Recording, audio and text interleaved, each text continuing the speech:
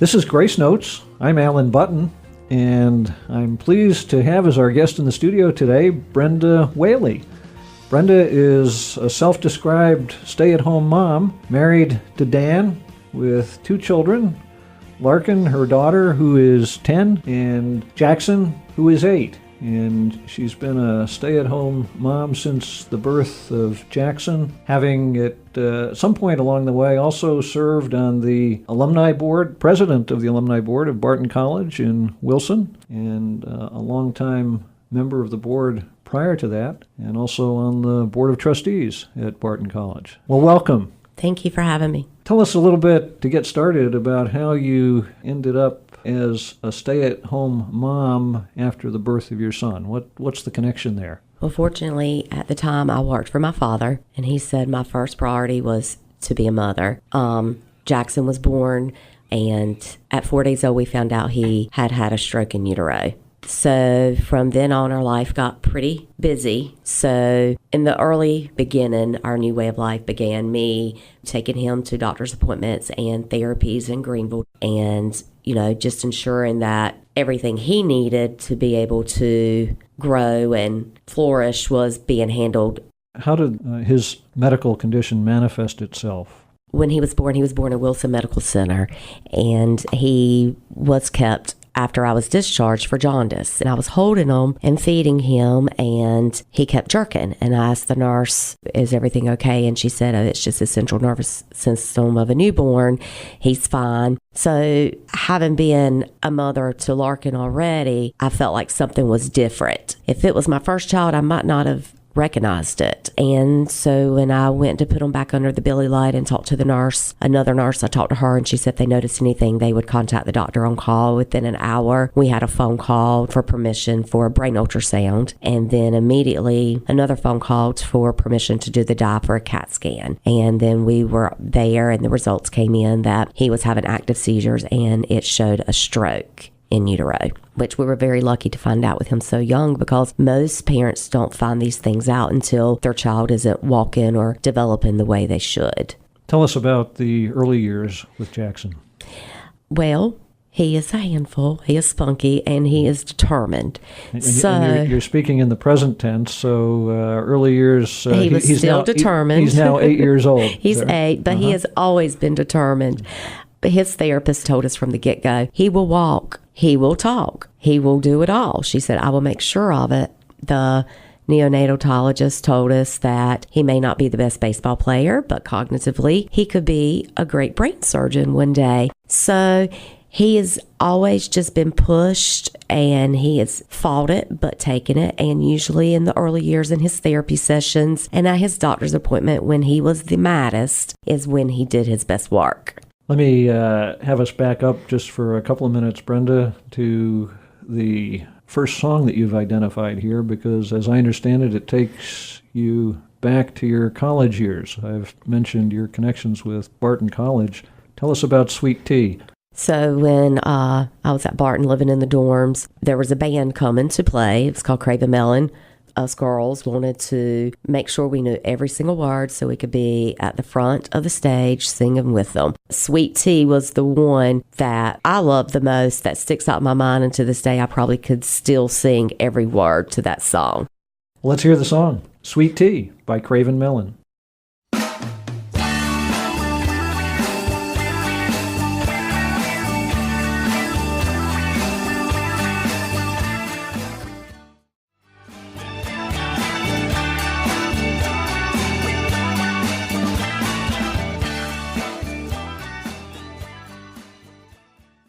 That was Sweet Tea by Craven Melon. Brenda, you're expanding our playlist here. What a great song.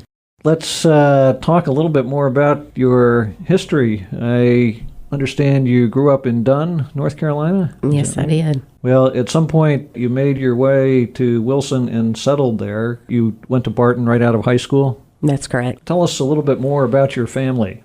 My husband's Dan. We met in Wilmington at a friend's 30th birthday party. And Then he reached out to our mutual friend, Missy, whose party we're at, and asked for my phone number. And he called, and we had our first date, and we just really hit it off. And we've been together ever since. Been married 11 years, but we met in 2004. And your wedding date, I understand it, was a great day weather-wise in March. It was. We were concerned. I wanted an outdoor wedding, but being in March, you just don't know if you're going to have nice weather or snow. Then it ended up being in the 80s that day and absolutely beautiful, so everything was outside. You've identified another song that has some connection to this wedding you were just talking about. Tell us about that. Dan and I danced to Lady Soul. That was our song of choice, the band that we had play at our wedding. That is one of the songs that they're known for. And so at the time when we were listening to all their music, that's the one that just stood out for us the most. And this is the Band of Oz? The Band of Oz, yes. So they played that, and there's a part in it that when looking at the lyrics, it was about you need to be together from the start. We knew we would be together from the start, so they kind of fit into the song in our wedding for our first dance. Let's hear the song, Lady Soul, and we're going to hear the version by The Temptations.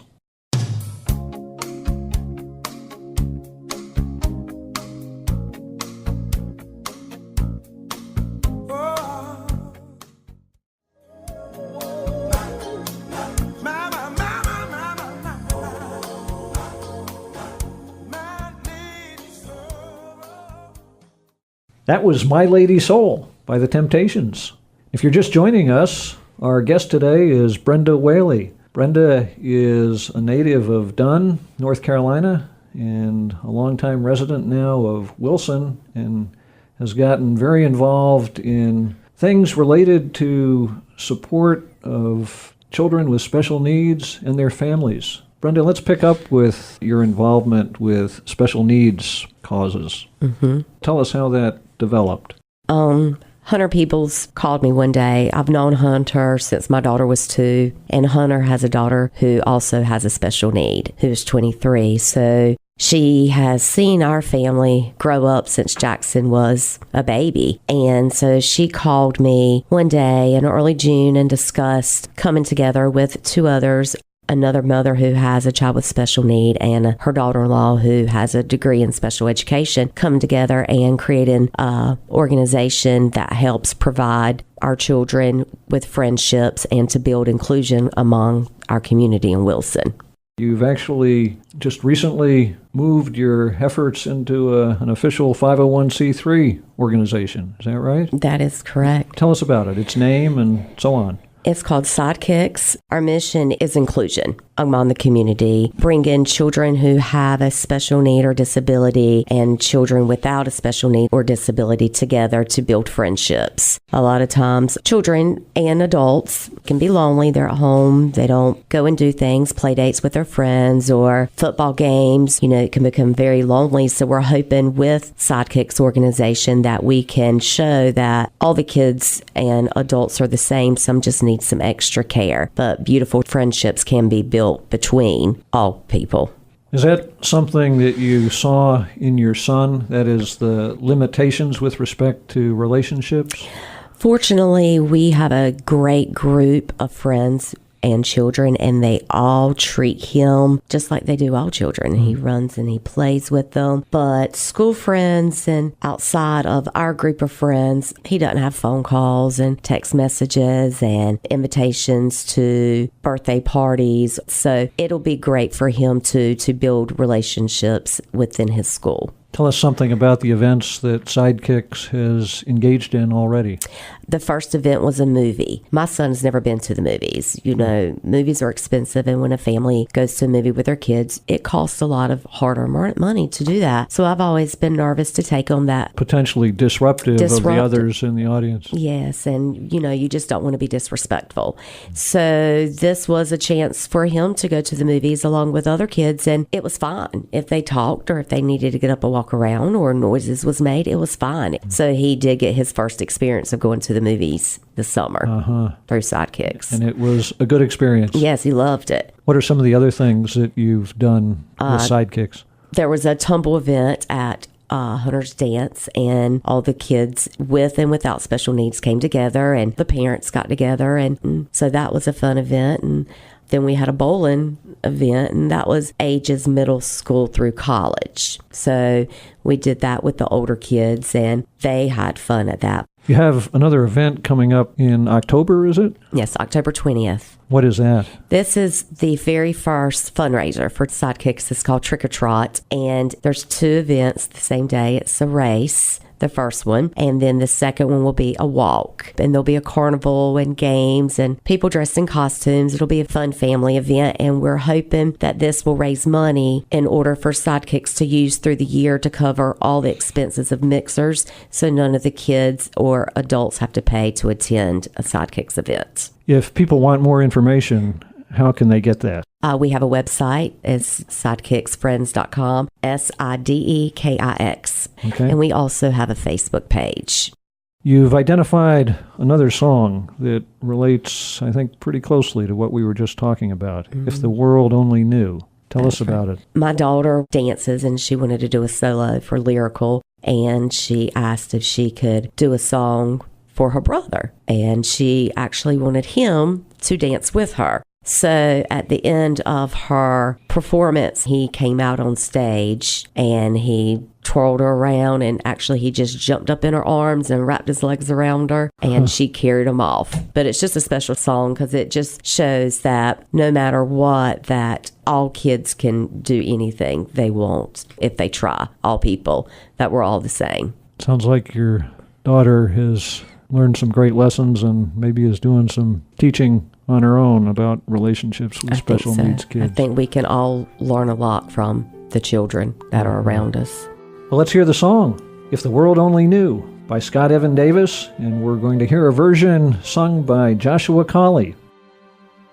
Every day seems like the day before, keeping to myself, but wanting so much.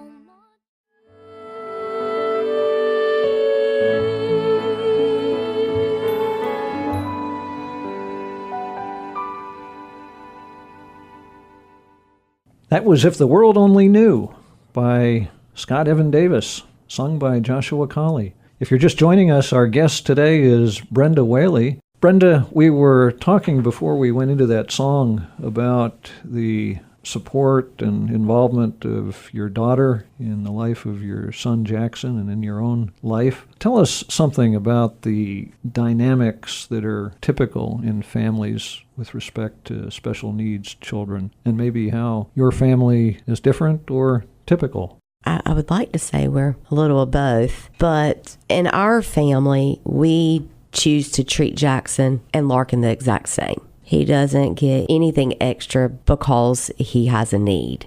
What are the experiences of many families? It can be stressful for many parents. It can be lonely if they're home all the time. They can't leave. Sometimes it's hard to afford sitters in those circumstances, or even find sitters. You know, some more stresses that could put a strain on your marriage. In a special needs family, the divorce rate is extremely high. So, you know, it's important for parents and couples to be able to step away and be a couple together in order to be able to come back together and to be a stronger support system for your family and for your children.